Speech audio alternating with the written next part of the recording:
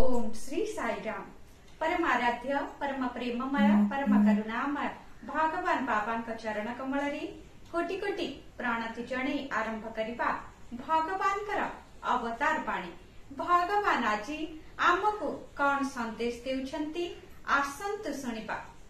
जेउ हाथ अन्य मानकु साहाय्य करिबा पाई सिखी नाही से रुद्धद्वार कोठरी रे बसी माला गड़ाउथिले मध्य मु से जपकु तिले मात्र गुरुत्व दिए नाही। ते प्रकार ध्यान को मध्य मु आदौ पसंद करे नाही। जे ध्यान तुमको जंत्रणा जर्जरित लोक मानकर कष्ट प्रति दृष्टि न पकाए ध्यान हृदय को कठोर करिबा अनुचित। ध्यान द्वारा हृदय लवण तुल्य कोमल हेबा कथा।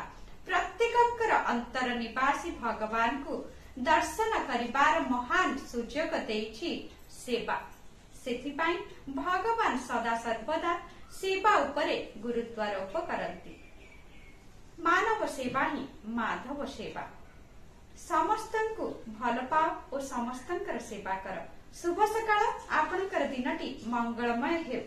जय साईराम।